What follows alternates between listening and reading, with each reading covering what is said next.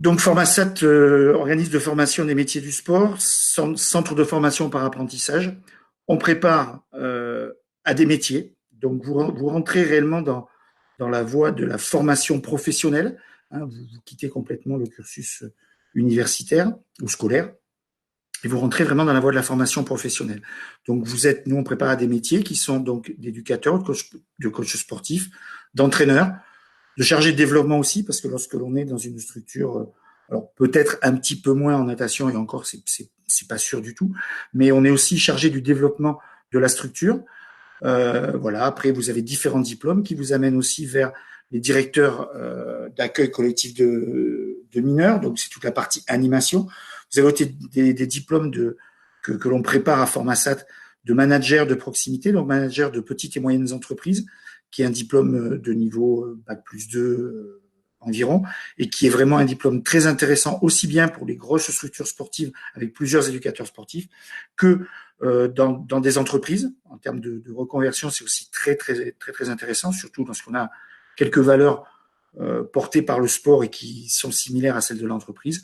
Et puis aussi, alors on le verra aussi plus tard, mais des formations de développeurs web qui sont donc maintenant, c'est construction et structuration de sites internet, de réseaux sociaux et de community manager, par exemple. Voilà. Et puis, en effet, un de nos slogans, c'est ma passion, mon métier, parce que quand on rentre dans ces métiers-là, il faut que ce soit déjà un projet professionnel, ça c'est très important, et donc un métier et aussi une passion. Puis après, voilà, au fur et à mesure, on évolue dans notre passion et dans notre métier, comme ceux qui sont là, nous l'avons fait. Imeline. Ah, pardon, je te vois parler, donc je suis désolé. Excuse-moi, je croyais que tu voulais intervenir. Merci. Voilà, donc en effet, centre de formation par apprentissage, organisme de formation sur la région centre depuis 24 ans, depuis 96. Voilà, on a une très grosse expérience avec donc ce qui nous a permis d'évoluer, ce qui nous a permis de proposer en fait aussi différents diplômes qui sont le plus adaptés possible au terrain, aux besoins de la région centre et aux besoins aussi nationaux en qualité, en termes d'éducateurs et d'animateurs sportifs, sachant qu'aujourd'hui, voilà, rien que dans la région centre, il manque pour cette année 650 animateurs et éducateurs. Alors bon, en natation, on n'en parle même pas, vous le savez, mais voilà, c'est un métier qui est vraiment, on va dire entre guillemets, prioritaire, où il y a vraiment des besoins dans la région et bien sûr dans la France, vu l'évolution de des métiers de la professionnalisation dans le sport. Donc 83% d'insertion professionnelle. Pourquoi? Parce que grâce à l'apprentissage, vous avez, si vous êtes déjà dans une structure, si vous faites bien votre métier et si vous l'apprenez correctement, votre employeur vous fait confiance et vous au fur et à mesure, voilà, vous pouvez créer votre emploi et donc être pérennisé dans votre emploi, dans votre structure. Et puis en même temps, vous créez aussi un réseau. Voilà, vous allez pouvoir connaître différentes personnes et pouvoir en effet faire entre guillemets votre trou dans le milieu sportif. Bien sûr, organisme de formation certifié AFNOR, donc qui est la norme aujourd'hui des organismes de formation. Donc on est déjà AFNOR depuis 2 années, me semble-t-il. Voilà, dès que ça a été mis en place. Et puis là, on est en train de rentrer sur la démarche donc Calliope, qui est, ça vous dit peut-être pas grand-chose, mais qui est une démarche obligatoire pour les organismes de formation et les centres de formation par apprentissage. Et voilà, on va très vite basculer là-dessus, même si on a encore 2 ans pour le faire. On va basculer, on l'espère, d'ici la fin de l'année, cette année civile, sur cette démarche qualité-là. Et puis, voilà, des pédagogies innovantes, en effet, par l'apprentissage et puis par l'expérience que l'on a. On souhaite vraiment que les candidats qui nous font confiance pour la formation puissent avoir, vous le verrez, autre chose que les cours. Alors, en effet, il y a la théorie, il y a la pratique, mais nous, on est persuadés qu'on se forme d'autant mieux si on est confronté au terrain.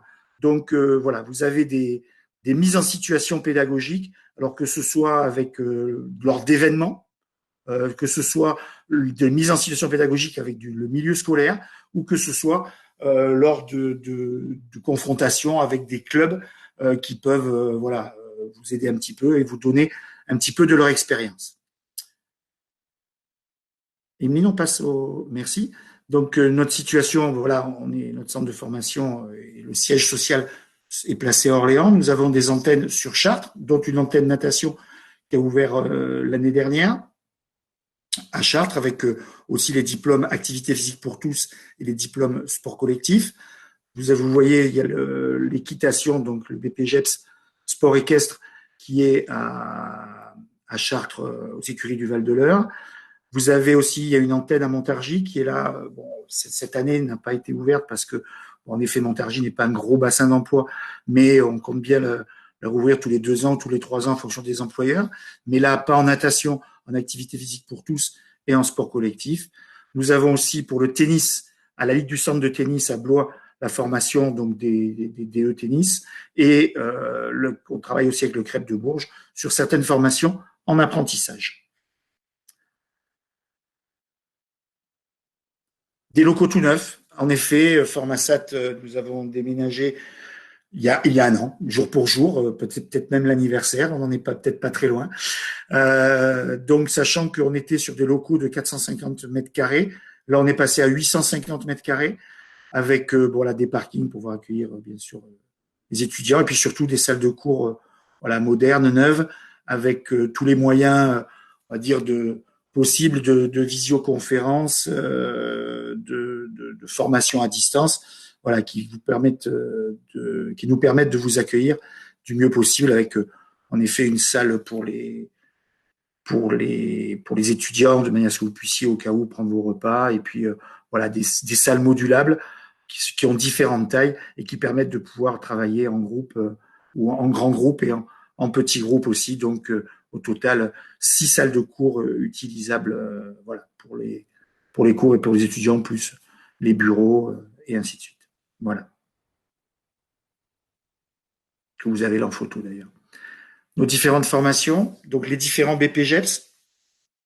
Donc, alors c'est vrai qu'on a plutôt une spécialité dans le sport, hein, voilà, même si l'animation a fait partie dès le départ de la construction du CFA, mais voilà, on s'est plutôt spécialisé dans le sport. Et en ce moment, on est en train de développer la formation animation. Donc, dans le sport, différents BPGEPS. Donc, le BPGEPS pour lequel vous êtes là, l'activité aquatique de la natation. Et puis, voilà, vous avez les différents BP, l'activité physique pour tous, qui est un diplôme qui est quand même très, très intéressant parce que il permet de faire du sport à tous les niveaux, pour tous les publics. Voilà, et c'est un diplôme d'animation qui a un champ d'emploi qui est assez important. Voilà. Après, vous avez le DE tennis, donc qui est un diplôme. Là, les BPGEP sont un diplôme de niveau 4, donc de niveau bac.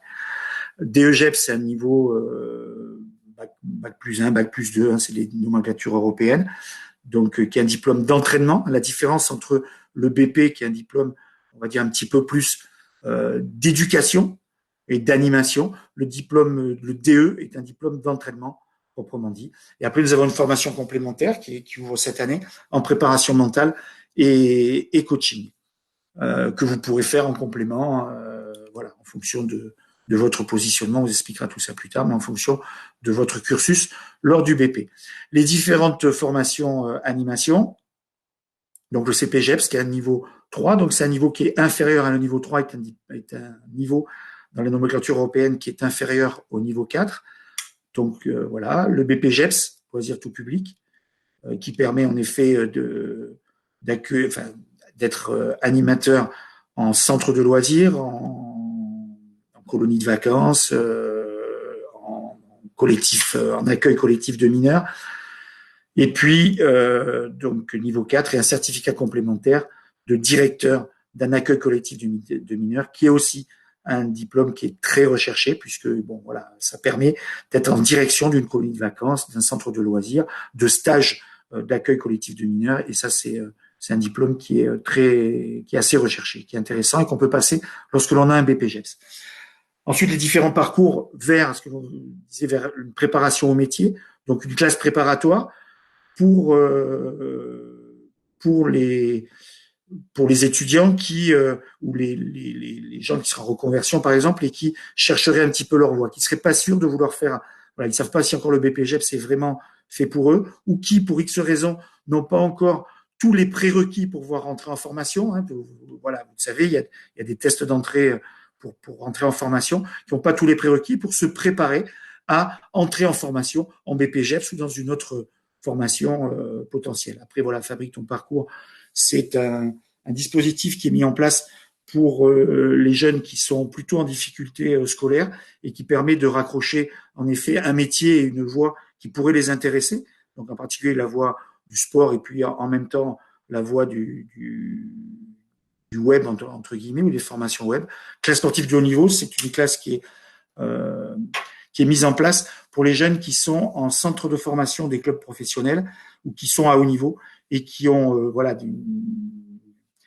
un emploi du temps en termes d'entraînement, de récupération, etc., qui est très important. Et donc, on essaye d'adapter du mieux possible leur parcours à leurs impératifs, on va dire sportifs. Donc, ils ont un rythme différent pour préparer leur BPGEPS ou pour rentrer en formation. Ensuite, c'est ce que je vous disais tout à l'heure, les diplômes, donc les titres professionnels, qui sont donc des diplômes de niveau 5, donc un diplôme qui correspond à peu près au bac plus 2, donc responsable de petites et moyennes structures, donc manager, donc qui est utile dans le champ du sport, mais qui est aussi utile dans les entreprises pour gérer, alors en effet, aussi bien des ressources humaines que de gérer, d'avoir déjà près des principes de comptabilité, de gérer aussi tout ce qui va être dit ressources humaines, compta, et voilà tout ce qui est fiche de poste, tout ce qui est les nécessités d'une entreprise au jour le jour. Et puis donc deuxième diplôme, pardon, développeur web et web mobile. Donc c'est un diplôme qui est destiné à gérer des sites internet, création, gestion de sites internet, ce qui est utile dans une structure. Aujourd'hui, qu'elle soit une structure sportive ou n'importe quelle structure, aujourd'hui, les réseaux sociaux, vous le savez, sont d'une importance capitale. Et puis, en effet, tous les métiers sont mixtes. Donc, tous ces métiers sont accessibles par la voie de l'apprentissage et par, et bien sûr, pour femmes et hommes. Donc, nos différents partenaires pédagogiques, vous avez là, donc voilà, aussi bien en milieu scolaire. Alors là, on a mis des événements qui correspondent à l'accueil de scolaires avec 2000 ou environ entre 1000 et 2000 scolaires qui passent lors voilà de la Coupe du Monde de Sable par exemple ou du Perche Elite Tour. Donc vous, alors peut-être pas dans votre formation, mais sachez que dans les autres formations ils font l'accueil de ces jeunes.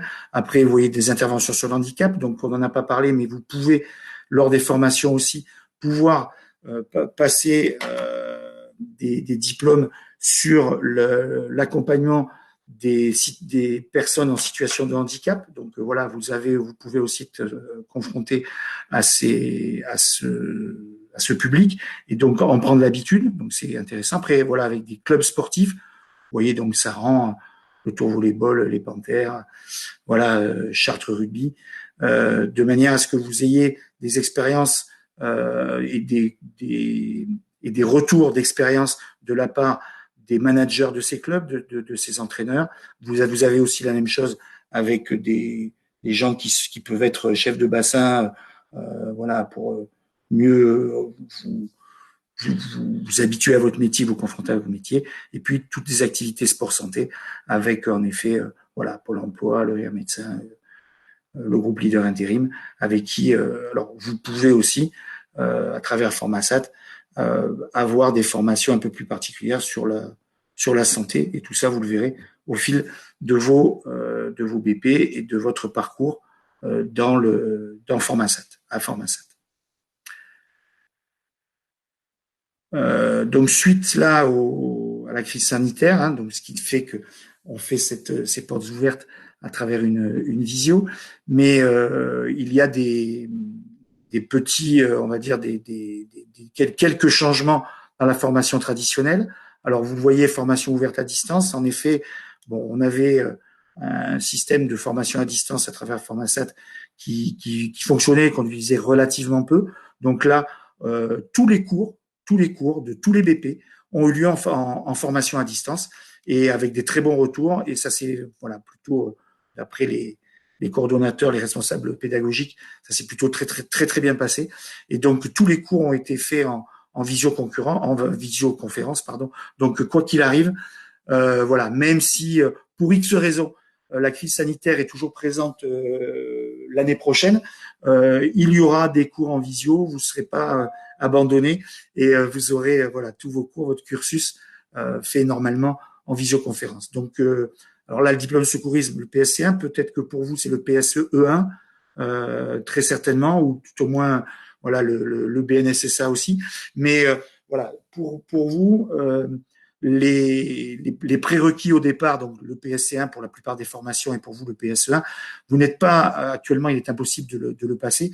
Donc vous n'êtes pas obligé de l'avoir au moment de votre inscription en formation. Vous pourrez l'obtenir lors de l'entrée en formation. Donc aujourd'hui, ce n'est pas obligatoire d'avoir ce diplôme de secourisme pour pouvoir vous inscrire. Vous inscrire juste avec votre carte d'identité, votre certificat médical de pratique sportive, comme quoi vous pouvez encadrer et pratiquer le sport, et votre certificat doit avoir moins d'1 an. Et puis, c'est à peu près tout aujourd'hui pour pouvoir s'inscrire. Donc, à partir du moment où vous êtes inscrit, voilà, vous pourrez passer à partir de la rentrée, voilà, tout ce dont vous avez besoin, dont le diplôme de secourisme, mais dont aussi les exigences préalables, à l'entrée en formation. Aujourd'hui, par exemple, vous ne pouvez certainement pas passer votre BNSSA parce que les piscines, de fait, sont fermées. Donc, vous pourrez, lorsqu'il y aura des réouvertures, lorsque ce sera normal, pouvoir passer votre BNSSA pour pouvoir entrer en formation. Mais donc, entre-temps, bon, en effet, Francine pourra vous expliquer tout ça. Mais au moment de l'entrée, vous aurez le temps de passer tout cela. Et il y aura un calendrier d'entrée en formation. Aujourd'hui, on attend, bien sûr, de la part du gouvernement et de notre ministère de tutelle, qui est le ministère des Sports, les différentes préconisations d'entrée et de reprise des cours en organisme de formation et sur les installations sportives.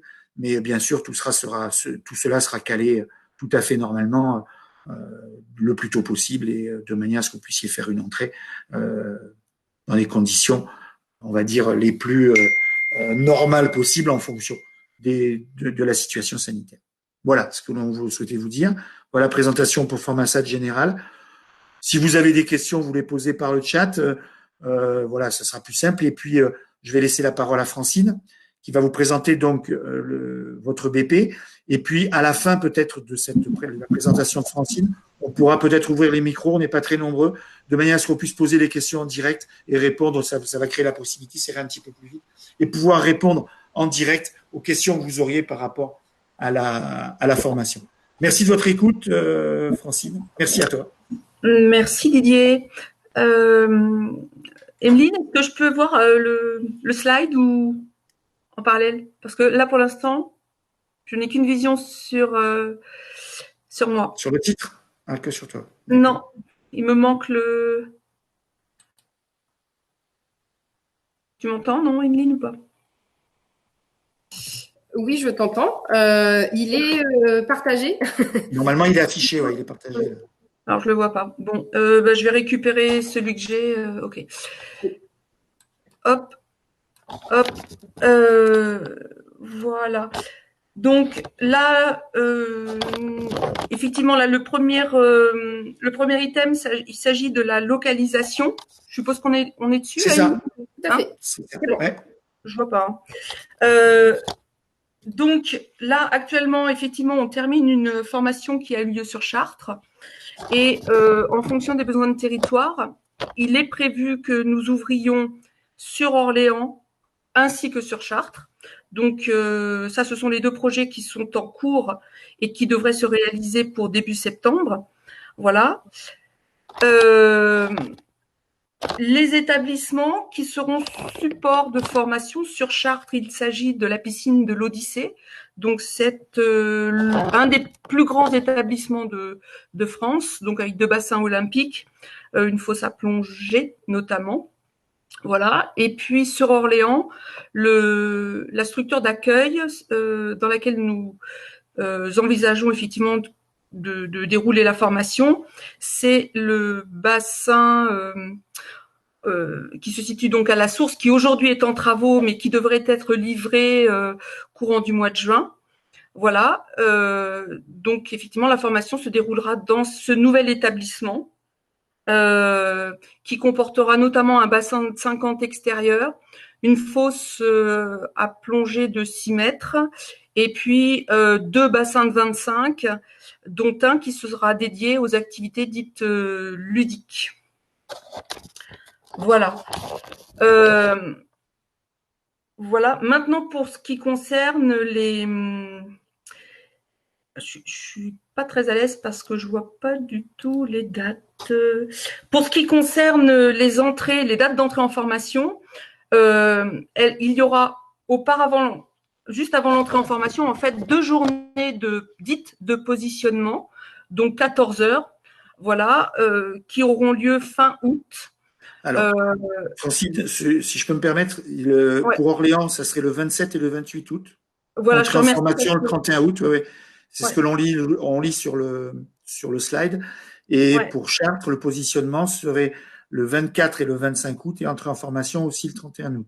Voilà ce qui est écrit. Voilà, je te après, d'ici là, ça peut peut-être changer, mais voilà, pour l'instant, c'est ce qui est écrit là. Voilà, en tout cas, pour l'instant, effectivement, ce sont les dates qui ont été arrêtées. Donc, cette période de positionnement, ces 2 journées de positionnement, elles permettent d'interroger votre parcours professionnel, pour ceux qui en ont un, votre parcours sportif également, vos motivations, afin de, comme son nom l'indique, de vous positionner dans la formation et de vous permettre d'aller de manière privilégiée sur les cours dont vous avez besoin et sur des cours qui vous auraient été donnés en fait au cours d'un parcours précédent, eh bien de vous alléger, voilà, pour construire un parcours qui ressemble en réalité, enfin, à vos besoins de formation.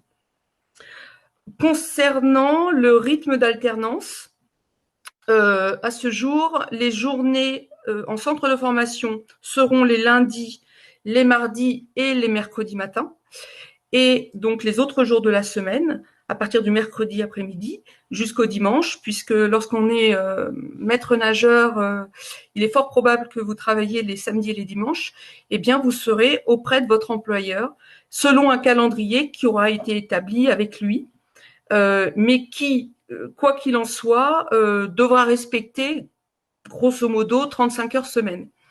Voilà. Ça, c'était pour ce slide. Donc, alors pour la suite, Francine, on est sur la diapo avec les contenus pédagogiques de la session 2020-2021, donc avec les cours théoriques. Voilà. Donc, ça fait la continuité avec l'alternance dont j'ai parlé précédemment.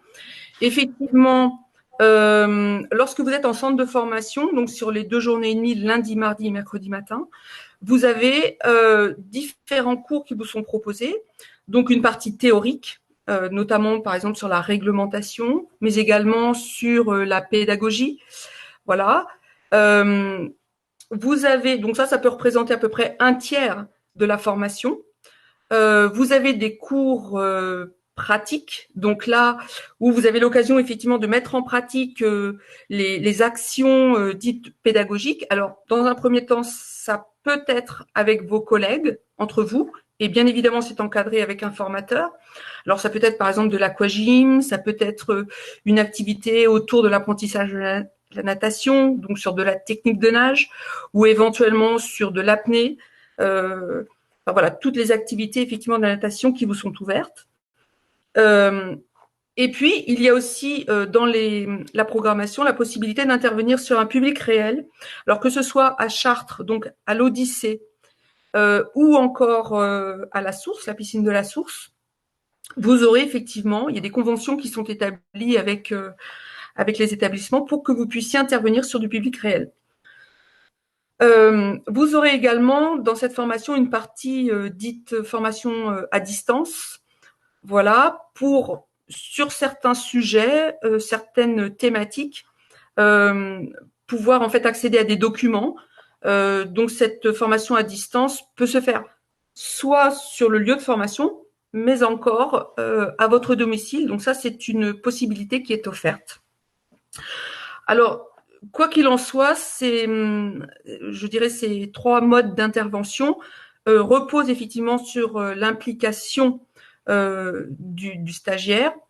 Et en effet, il y aura également une charge de travail personnelle à fournir en plus de cette formation. Voilà, c'est-à-dire que ce qui vous est proposé en cours ne suffit pas en soi. Il y a aussi une implication forte du stagiaire. Et puis, tout cela, en fait, s'articule, bien évidemment, puisqu'on est dans de l'alternance, avec les situations que vous allez vivre dans vos structures et qui vous permettront effectivement de mettre en application ces savoirs pour que ça devienne des savoir-faire et des savoir-être. Voilà pour ce slide. Donc, là, c'est pour le, je sais pas, Emeline, Nous j'imagine. sommes sur les conditions d'accès où tu mentionnes l'arrêté du 21 juin 2016 et un petit peu les EPF en fait. Voilà. Donc effectivement, ce BP, tout ce qui concerne ce BP, notamment la réglementation, mais également les contenus de formation, vous pouvez le retrouver sur Légifrance dans l'arrêté donc du 21 juin 2016. Moi, de mon point de vue, pour entrer dans cette formation, il est important que vous puissiez quand même accéder à ces informations et que vous alliez lire ce document. C'est un peu épais, mais ça vous donne quand même des orientations. Et vous retrouverez notamment ce que l'on trouve dans le petit encadré, donc les exigences préalables à l'entrée en formation, dont a parlé Didier tout à l'heure, qui sont aménagées en raison du Covid, mais qui resteront quand même nécessaires pour l'obtention du diplôme. C'est-à-dire que il y a notamment le PSE1 ainsi que le BNSSA. En effet, vous pouvez, à l'entrée en formation, là encore c'est à redéfinir, mais en raison du Covid, ne pas les avoir en poche, entre guillemets, mais de toute façon, il faudra que, au début de la formation, vous obteniez ces diplômes-là. Donc PSE1 et BNSSA. Voilà. Ça, c'était pour les conditions d'accès. Et slide suivant. Voilà, donc ça reprend effectivement ce que je vous ai dit précédemment. Donc, le diplôme, donc PSE1 ou équivalent, ça peut être le PSE2 par exemple, à jour de révision. Le certificat médical, ça a été dit. Le BNSSA, voilà, ça a été dit également. Et il y a ce test technique qui là ne sera pas exigé. Par contre, ce qui sera exigé, ce sont des épreuves préalables à la mise en situation professionnelle. C'est-à-dire qu'en début de formation, vous aurez des tests. Il s'agit notamment des 5 épreuves proposées par la FFN, le passeport de l'eau. Voilà. Donc, vous aurez des épreuves à passer et qui, une fois réussies, vous permettront, avec l'accord de votre employeur, de pouvoir intervenir en autonomie dans le cadre de votre structure employeuse. Voilà. Je me permets de revenir juste sur le certificat médical. Sachez qu'on a un exemplaire spécifique pour le BPGEPS, activité aquatique de la natation, disponible sur le site internet de Formasat, dans l'onglet informations utiles et documents utiles. Voilà. Et je passe à la diapo suivante qui donne tes coordonnées. Francine, tu as terminé ta présentation. Voilà, exactement. Je vous remercie. Puis, c'est vraiment une présentation générale, donc il y aura probablement des questions. Voilà, donc si vous avez des questions à poser à Francine sur la formation, sur le contenu de la formation, n'hésitez pas à ouvrir votre micro. Comme je disais tout à l'heure, c'est quand même plus sympa de discuter et un petit peu plus rapide. Je vais quand même regarder. Si tu permets une précision. Merci beaucoup Francine pour cette présentation. Alors en effet, tu fais référence au texte et bien sûr, tu as complètement raison de le faire parce que c'est un point de départ.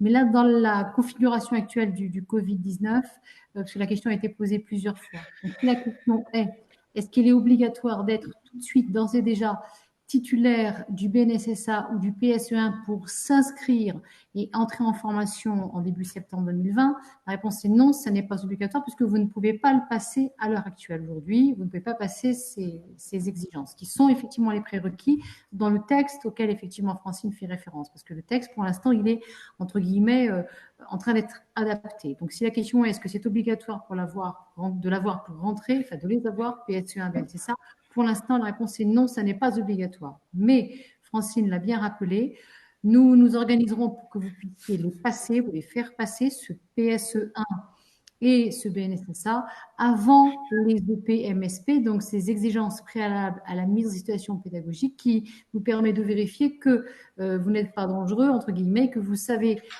réagir correctement lors d'une situation problématique qui pourrait se poser, et avec notamment ces épreuves qui sont contenues dans le passeport de l'eau, diplôme qui est mis en place, enfin, on va dire test qui est mis en place par la Fédération française de natation. Donc, le PSE1 et le BNSS3 seront à passer avant cette date de BNSP, que peut-être, en fonction de l'évolution sanitaire, nous bougerons dans notre organisation actuellement prévue pour la rentrée de septembre. Donc là, on vous a présenté un scénario avec les dates actuelles, avec les exigences habituelles, mais pour l'instant, à l'heure où l'on se parle, ces exigences ne sont pas rédhibitoires pour procéder à votre inscription. Si vous les avez déjà passées par ailleurs, ou si vous faites partie des gens qui nous écoutent et qui se sont déjà inscrits précédemment, vous n'êtes pas concerné. Ce qui est fait, ce qui était acquis est acquis. Voilà, j'espère avoir répondu à cette question sur le BNSSA et le PSE1. Mais on s'organisera pour que vous puissiez les passer avant ces EPMSP. Ça fait partie des choses qui sont obligatoires. Voilà. Donc, s'il y a des questions, allez-y, n'hésitez pas à les poser. Voilà. Est-ce qu'il y a d'autres questions? Oui, effectivement, je pense qu'on a répondu à toutes les questions qui ont été posées par écrit. Est-ce qu'il y a d'autres questions?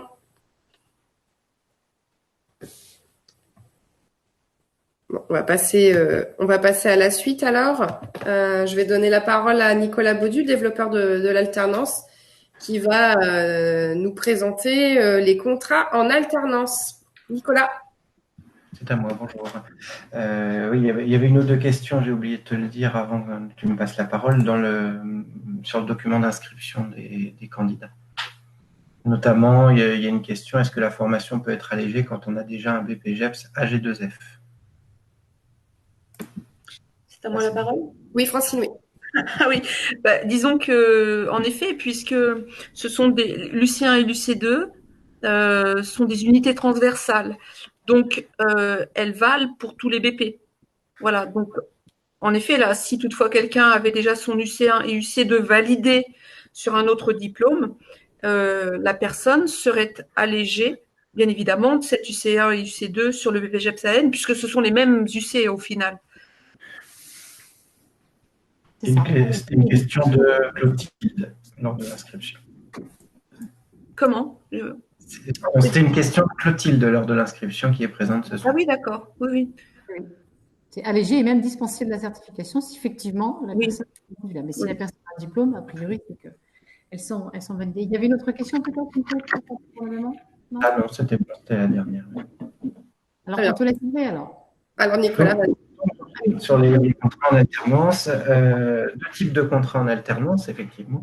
Le contrat privilégié pour un centre de formation d'apprentis comme le nôtre, qui est le contrat d'apprentissage pour les élèves âgés de 18, 17 ans et demi, même on peut élargir à 17 ans et demi jusqu'à moins de 30 ans, donc 29 ans révolus, et le contrat de professionnalisation, qui est le deuxième type de contrat privilégié pour les personnes qui ont plus de 30 ans. Donc à partir de 30 ans, contrat de pro, avant contrat d'apprentissage. La recherche d'alternance qui est importante, qui est obligatoire pour passer un BPGEPS, il y a un texte de loi qui a donné un délai supplémentaire pour trouver une entreprise d'alternance qui porte ce délai à 6 mois au lieu de 3 mois habituellement. Même si, voilà, s'il y a cette nouvelle dérogation, la formation BPGEPS activité aquatique de la natation se déroulant en une année, il serait compliqué, je pense, de pousser ce délai au maximum et de ne trouver un employeur qu'après 5 mois de cours, par exemple, puisqu'on aurait manqué les 3/4 de la formation, donc ce serait compliqué. Mais voilà, sachez qu'il y a ce délai-là et on peut s'adapter à des candidats qui trouveraient un employeur tardivement. L'apprentissage, plutôt un focus sur l'apprentissage ce soir. Donc l'apprentissage, qu'est-ce que c'est? C'est un contrat de travail. D'accord, ça c'est important à prendre en compte. Tous les élèves qui rentrent en formation, la quasi-totalité, c'est pas le cas de 100% des élèves, mais la quasi-totalité est salariée. C'est un contrat de travail soit à durée déterminée qui couvre le temps de la formation, soit à durée indéterminée. Donc, on peut signer un contrat d'apprentissage dans le cadre d'un CDI. Dès que la formation et le contrat d'apprentissage sont terminés, on bascule directement sur le CDI. Et c'est un contrat de travail qui est aidé par l'État, à la fois dans le cadre d'exonération de cotisations sociales et de charges patronales, mais aussi des aides de l'État qui vont alléger le coût restant à charge pour les employeurs. La formation, le coût de formation est pris en charge par ce qu'on appelle les OPCO, les opérateurs de compétences. Donc, c'est un avantage supplémentaire pour ces deux contrats, c'est que l'employeur aura à sa charge le coût résiduel du salaire de l'apprenti une fois les aides déduites, mais n'aura pas à sa charge le coût de la formation qui lui est pris en charge par les opérateurs de compétences. Je le disais tout à l'heure, un statut de salarié, donc qui est très important dans un processus d'apprentissage et de formation. Didier le disait en présentation, quand vous rentrez en formation, vous rentrez pour un projet professionnel que vous avez. Et donc, ce statut de salarié vous aidera à aller vers ce projet professionnel et à le concrétiser. Ce statut vous permettra, via votre contrat de travail, d'avoir une fiche de poste et des missions qui sont clairement définies et qui sont, je l'espère, évolutives, ce qui signifiera que vous apprenez rapidement les choses et que vous intégrez ce qu'on vous transmet.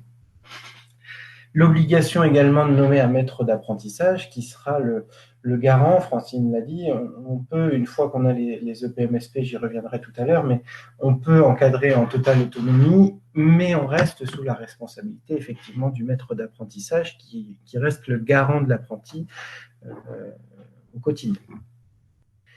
On acquiert bien évidemment, étant salarié d'une structure, beaucoup plus d'expérience que si on faisait ponctuellement des petits stages. On estime, en une année de formation, 1600 heures, on retire les 600 heures de cours en moyenne sur une année de formation. Donc, on va accumuler presque 900 à 1000 heures d'expérience en entreprise. Ce qui n'est pas anodin une fois qu'on sera diplômé, qu'on recherchera un poste définitif. L'insertion professionnelle facilitée également par ce type de contrat, puisque on a coutume de dire que l'on recherche l'employeur avant de se former et non une fois qu'on a réussi et qu'on a décroché le diplôme.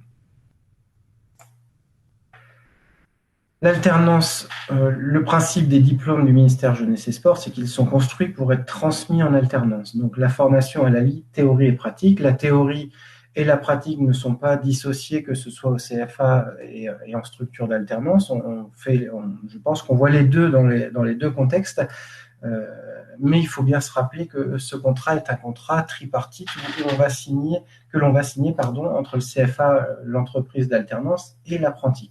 Ça, c'est vraiment important d'avoir ça en tête, parce que nous serons vraiment trois entités qui iront vers le même but, l'obtention du diplôme pour le jeune. On parlait tout à l'heure de la délivrance des EPMSP. Ces EPMSP ne seront délivrables que quand les conditions seront réunies de PSE 1 et de BNSSA, mais elles seront nécessaires de toute façon. Il faudra passer par là parce que c'est la seule condition qui vous permettra d'encadrer en autonomie. Une fois validés, ces EPMSP vous permettront d'obtenir et de faire la demande à la direction départementale jeunesse et sport d'une attestation de carte professionnelle provisoire qui vous donnera la capacité d'intervenir en autonomie, et tout ça en toute légalité. C'est vraiment important dans cet objectif de formation. La diapositive suivante, Emeline, s'il te plaît. Je parlais du coup tout à l'heure de la formation qui était prise en charge par les opérateurs de compétences. En revanche, le salaire des apprentis, donc vos salaires, seront supportés par les structures d'alternance, soit les clubs, soit les collectivités. Ces barèmes sont fonction de l'âge et du niveau de diplôme. Donc là, je vous ai mis sur le petit tableau de gauche, on ne dépend pas de la convention de l'animation, on est bien dans l'apprentissage classique. Le pourcentage, c'est 43% du SMIC, par exemple, pour un apprenti de 18 à 20 ans. De 21 à 25 ans, 53% du SMIC, et de plus de 25 ans, on passe à 100% du SMIC. Donc ça, ce sont les pourcentages minimums, hein. Rien n'empêche un employeur de vous rémunérer légèrement au-dessus. C'est rarement le cas, malheureusement pour vous. Mais voilà, ce sont les salaires que vous toucherez, ce ne sont pas les coûts que devront supporter les structures, puisque viennent se déduire de ces coûts les aides que j'évoquais tout à l'heure, donc l'aide de l'État qui s'appelle l'aide unique, 4 125 € la première année. Émile, si tu peux passer le petit PowerPoint, merci. Donc 4 125 € la première année, donc, en espérant que vous validiez ce diplôme-là en un an, hein, c'est notre souhait et le vôtre bien entendu. Et on aurait la chance, entre guillemets, malheureusement en cas d'échec pour vous, de bénéficier une nouvelle fois de ces nouvelles aides, parce que quand on re-signe un nouveau contrat pour terminer une formation, on peut malgré tout bénéficier de cette aide. À cette aide s'ajoute l'exonération de cotisations sociales et de charges patronales. Donc ça, c'est invisible pour un apprenti, mais ce sont des frais en moins que l'employeur n'aura pas à débourser. Une aide tutorale possible, donc cette aide tutorale est soumise à condition, hein, c'est bien notifié, donc il faut que le tuteur de l'apprenti soit salarié de la structure d'embauche. Ça a été validé par l'ADGAS. Est-ce que ce sera encore le cas cette année? Ça reste à préciser, mais à l'heure actuelle, c'est une des conditions. Et la deuxième, ce soit que le tuteur suive deux demi-journées de formation que nous proposerons. On en propose 3 par an en général, il suffit d'en suivre 2 pour pouvoir prétendre à cette aide qui s'élève quand même à 6 mensualités de 230 €. Donc, ce qui n'est pas négligeable si on ajoute cette aide-là aux 4 125 €. Et éventuellement, les structures employeurs ont la possibilité de monter un dossier auprès de Jeunesse et Sport, donc le dossier ANS Apprentissage, pour obtenir une aide soit de 2 000 € pour un apprenti de 18 à moins de 21 ans, soit de 3 000 € pour un apprenti de plus de 21 ans. Donc cette aide, elle est liée à l'année de formation. Donc comme je l'évoquais tout à l'heure, la formation se déroulant en un an, l'aide sera soit de 2 000, soit de 3 000 €. Dans le pire des cas, en cas d'échec, on peut redemander cette aide pour un nouveau contrat si on doit refaire un contrat en cas d'échec. Voilà. Donc, vous avez également mes coordonnées sur cette diapo si besoin, si vous avez besoin d'accompagnement. Et dernière petite diapositive concernant la porte ouverte qui est consacrée aux employeurs, donc un rendez-vous qui leur est dédié, où le contenu sera légèrement différent et un peu plus détaillé que celui présenté ce soir, notamment en ce qui concerne les contrats. Donc, si jamais vous avez des employeurs potentiels avec qui vous êtes en contact et qui projettent de vous embaucher pour la formation, il ne faut pas hésiter à les informer de cette porte ouverte qui se déroule vendredi à 18h. Je ne sais pas si vous avez des questions concernant l'alternance ou la formation ou le CFA, enfin voilà. Juste une petite précision, la présentation là, PowerPoint, vous sera envoyée à Emeline, elle vous sera envoyée avec le questionnaire de satisfaction à nous renvoyer. Donc vous aurez toutes les informations et les différentes coordonnées des intervenants sur le PowerPoint. Est-ce qu'il y a des questions? Posez vos questions si vous en avez. Vous pouvez ouvrir votre micro. Encore une fois, ce sera peut-être plus rapide et plus simple que de rédiger vos questions sur le chat. Est-ce que vous avez des questions sur Formasat, sur la formation en elle-même ou sur les différents contrats d'alternance? Alors, quelles sont les dates d'inscription? À partir d'aujourd'hui. Vous pouvez vous inscrire dès maintenant et comme le disait Catherine tout à l'heure, même vous n'avez peut-être pas tous les éléments nécessaires. Hein, on parlait du PSE1, du BNSSA ou autres documents. Vous pouvez ouvrir votre espace de candidature dès maintenant, là, tout de suite maintenant. Ce n'est pas grave et puis revenir sur l'espace en ligne pour le compléter plus tard. Donc n'attendez pas, ouvrez dès maintenant votre espace de candidature. Alors, pour trouver une structure d'alternance, il est préférable de passer directement par une piscine ou par une mairie? J'ai répondu tout à l'heure, pardon Francine, je te coupe, j'ai répondu tout à l'heure, j'ai eu Nolwenn au téléphone. L'intérêt pour moi de passer par une structure concerne plutôt les aides et la prise en charge du coût de formation notamment. Ce qui est le cas, par exemple, pour une association ou une structure privée, quelle qu'elle soit, qui pourrait bénéficier des aides de l'État, de l'aide unique notamment, et puis de l'allègement de charges, etc., et aussi de la prise en charge du coût de formation. Ce qui, à l'heure actuelle, n'est pas le cas pour les mairies qui doivent supporter ce coût de formation. Parce que pour l'instant, effectivement, il n'y a pas d'aide. Enfin, le financement de l'apprentissage dans le secteur public n'est pas encore tranché au niveau des textes. On a des évolutions sur la prise en charge des salaires pour remettre un petit peu les choses à égalité.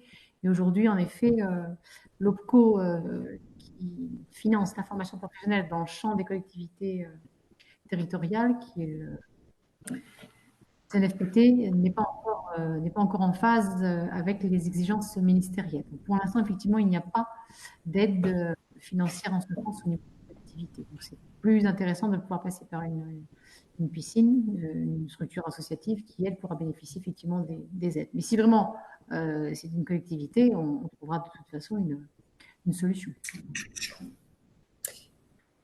Alors, Francine, quelle est la durée de validité du PSE1, s'il te plaît?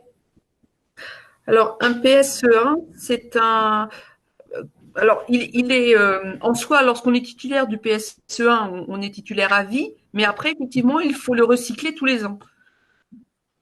Donc ça, c'est-à-dire que pour pouvoir le faire valoir, il faut, tout comme le diplôme, le BPGEPS AN, qui lui aura une révision quinquennale, eh bien le PSE1, lui, nécessite une révision de, je crois que c'est 6 heures toutes les années. Voilà, c'est une révision qui permet de remettre à niveau les acquis.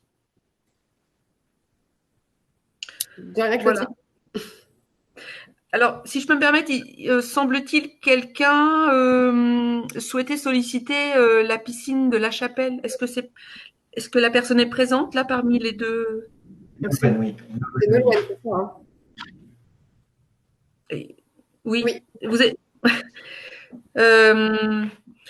Est-ce que vous avez moyen d'ouvrir votre micro peut-être pour échanger sur ce sujet, savoir où vous en êtes de vos démarches et s'il y a des freins à lever et quels sont les freins éventuels?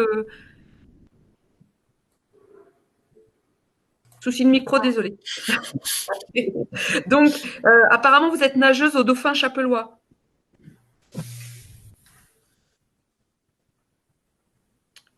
Oui.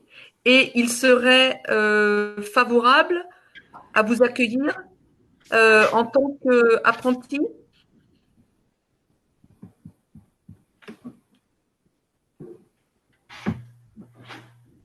Alors, le directeur de la piscine ou le directeur des dauphins, le président des dauphins?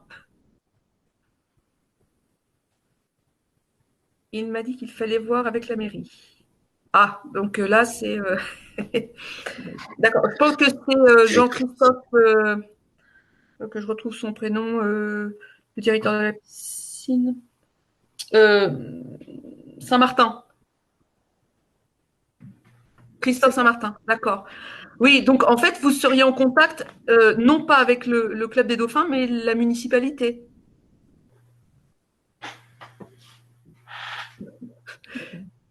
Par hasard, avez-vous déjà eu...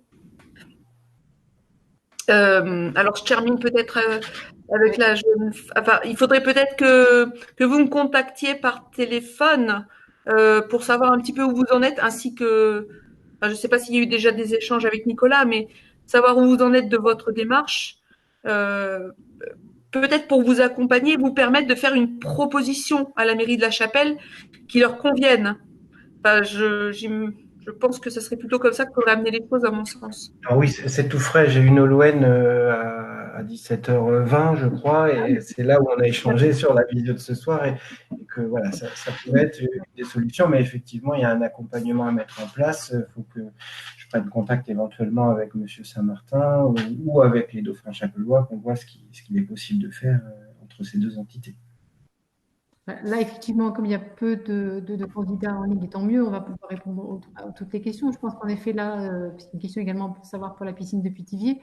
Je propose, sur ce point-là, vous puissiez prendre peut-être un rendez-vous et échanger et voir ce qui peut être fait. Puis effectivement, la chapelle, tu connais, Francine. Donc, Oui, hein, Bon, je suis oui. à la maison, je vais me déshabiller, je vais me décontaminer dans ce place là. Et voilà. Et puis on se rappelle, de toute façon. Et je t'envoie des petites photos. Alors, Alors, pour répondre moi, de mon côté pour la piscine de Pithiviers, je les ai eu en contact l'an dernier. Ils avaient pour projet, alors c'est la communauté de communes qui devait porter le contrat, ils avaient pour projet de former un apprenti et ça a été refusé au dernier moment lors d'un bureau municipal. Mais voilà, c'est une structure, de toute façon, comme toutes les structures de natation, qui a besoin de recruter et pourquoi pas passer par la formation pour cela. Mais moi, enfin, je vous encourage l'une et l'autre à échanger avec nous avant de démarcher auprès des collectivités, parce qu'il y a, à mon sens, il y a des stratégies à mettre en place pour obtenir une réponse positive. C'est-à-dire il faut que vous soyez force de proposition et leur démontrer qu'en fait ils ont besoin de vous. Et très souvent, une collectivité territoriale, elle a comme, je dirais, priorité de faire des économies. Donc, si vous arrivez effectivement, vous les sollicitez pour un contrat, ça peut renvoyer plutôt à une dépense en temps, en énergie et en finances. Alors que effectivement, je pense que Nicolas, enfin tous les professionnels, là, mes collègues et moi-même, pourrions vous accompagner sur un discours qui serait beaucoup plus, enfin mieux accueilli en tout cas, à mon sens.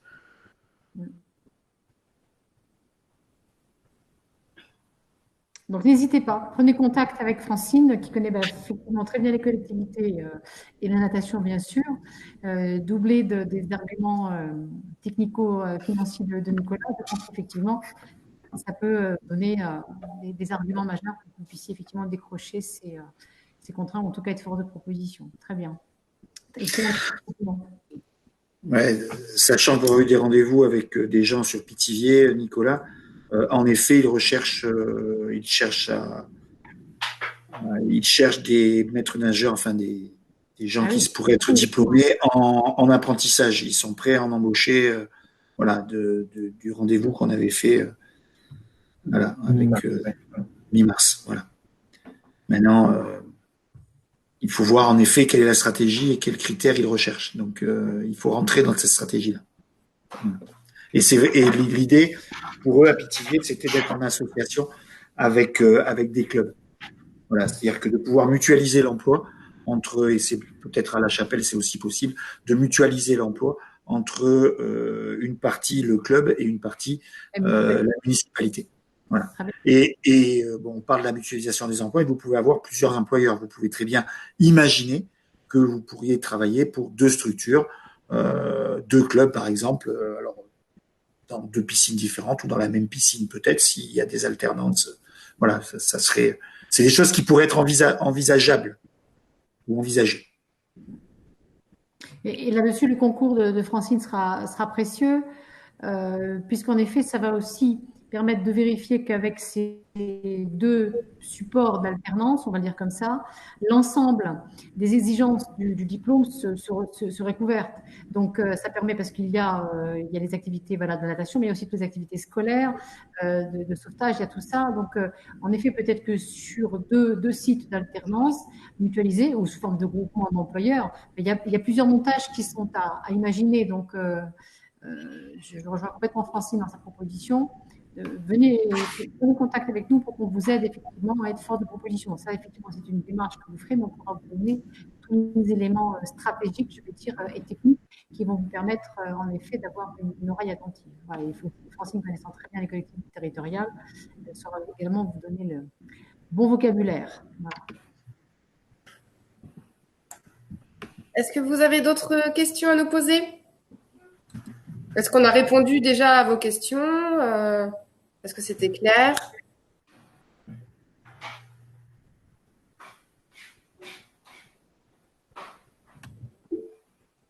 Ok. Et Clotilde, bien. Très bien. Comment peut-on contacter Francine? Alors, sur le diaporama que vous venez de voir, il y a les coordonnées de Francine. Je vais vous l'envoyer juste après la visio par mail. Et même dans le mail en lui-même, il y aura les coordonnées de Francine. Il y aura les coordonnées de Francine et de Nicolas aussi. Comme ça, si vous avez des questions, vous pourrez leur poser directement. Une dernière question. Quel est le coût de la formation? Alors. Qui répond? C'est simple, le coût de la formation, il n'y en a ni pour l'employeur ni pour l'apprenti, puisque c'est un coût qui a été décidé par l'État, on appelle ça un coût contrat, et que ce coût est pris en charge par l'opérateur de compétences qui s'appelle la DAS que j'évoquais tout à l'heure. Donc pour l'apprenti ou pour sa famille ou pour son employeur, c'est zéro, c'est pris en charge par ailleurs par la collectivité. Concrètement, vous n'aurez que les frais d'inscription à Formasat à régler qui sont à hauteur de 80 €. Alors, il y avait la question qui est arrivée après. Donc, si on a plus de 30 ans, c'est dans le cas de contrat de professionnalisation. Là aussi, il y a une prise en charge possible par l'opérateur de compétences. On fait un devis, on fait un montage d'un dossier. Donc, le coût pédagogique également est pris en charge. Les démarches sont légèrement différentes, mais au final, la finalité est la même. Le but, c'est qu'il ne reste rien à charge au club et aux candidats. Voilà, de façon à être serein sur la conduite de sa formation. Voilà. Des aspects administratifs et financiers, on en soit détaché, parce que c'est compliqué d'avoir ça en tête quand on fait une formation.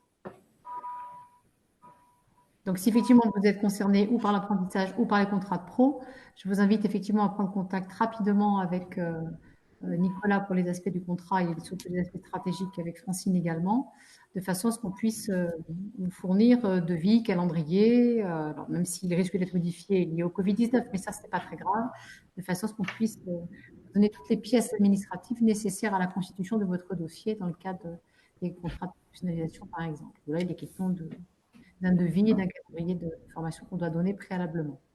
Voilà. Donc, si vous êtes dans ce cas-là, dites-le nous rapidement pour qu'on puisse faire ces montages-là. Voilà.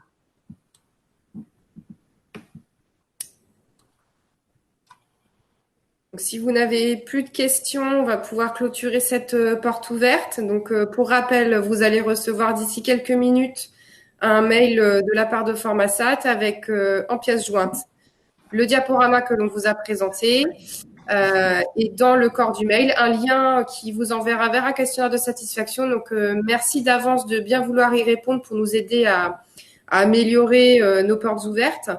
Et vous avez aussi le lien pour ouvrir votre espace de candidature dès maintenant et aussi toutes les coordonnées dont vous aurez besoin. Très bien. Ah, une dernière question. Quand on dispose du tronc commun du BE, nous avons aussi un allègement? Oui. Oui, tout à fait. C'est un allègement puisque je pense que le tronc commun est intégré, donc il y aura des allègements, ça c'est sûr et certain, et probablement aussi des dispenses. Il faut qu'on regarde. C'est quelle est la nature du brevet d'État que vous avez? C'est un tronc commun. Vous avez que le tronc commun ou vous avez un diplôme d'État? C'est Clotilde qui a posé la question.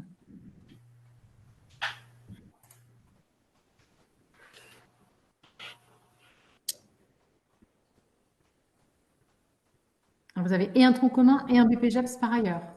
Non, je pense qu'elle a voulu écrire BP et elle a écrit BE. Donc, c'est la personne qui a le BP AG2. Non, c'est pas cette question. Non, c'est pas ça. C'est oui. Ça. Ah, d'accord. S'il y a un BPJEPS, donc les UC sont transversales, comme l'a précisé Francine. Les deux. Ben, le BP qui va prévaloir dans le tronc commun. Ouais. Donc, vous avez déjà les UC 1 et 2, donc vous n'aurez à passer que les UC 3 et 4. Donc, tout ça va continuer lors d'un positionnement et qui sera adossé à une convention signée avec votre structure d'alternance et nous-mêmes. Voilà. Donc, vous auriez une formation qui sera allégée, forcément, et vous serez dispensé les UC. Voilà. Donc, surtout de bien noter, d'envoyer la photocopie de votre carte professionnelle si vous l'avez déjà, ou du diplôme, si vous n'avez pas de carte, si vous n'avez pas pour l'instant. Donc, ça fait partie des choses que vous pouvez d'ores et déjà mettre sur votre espace de candidature. Sur l'espace candidature, c'est ça. Voilà, comme ça, on aura toutes ces pièces. Donc, photocopie des pièces d'identité recto verso du passeport, le certificat médical de moins d'1 an et toute pièce qui pourrait valider et attester d'un parcours préalable qui notamment pourrait vous dispenser de certaines épreuves ou de certification. Voilà. Et pour le PSE1 et le BNSS1, on vous tiendra informé, on va trouver des sessions qu'on mettra en place avant les EPMSP. On va organiser tout ça. Aucune inquiétude. On va faire.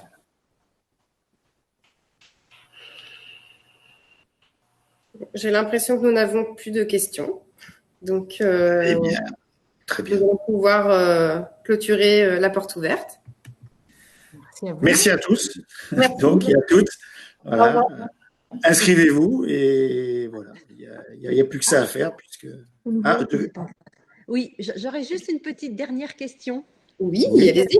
Je suis désolée. Non, on est là pour ça. Ma fille s'était inscrite à la FFSS pour le PSE1 en avril. Oui. Voilà, du coup, ça a été annulé en raison de la crise sanitaire.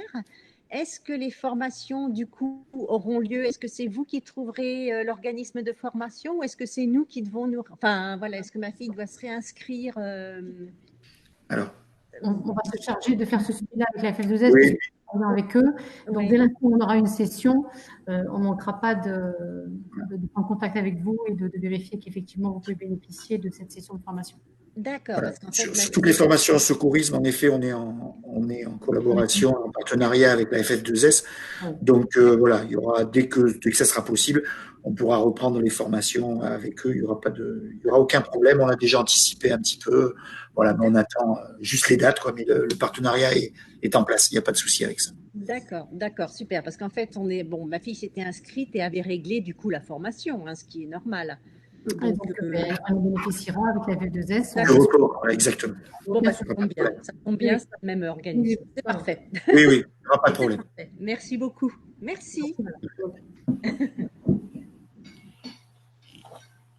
Très bien, s'il n'y a pas d'autres questions, merci à tous. N'oubliez pas de remplir le questionnaire de satisfaction et puis à très bientôt à Formasat. Voilà. À très bientôt. À bientôt. Au revoir. Merci, au revoir.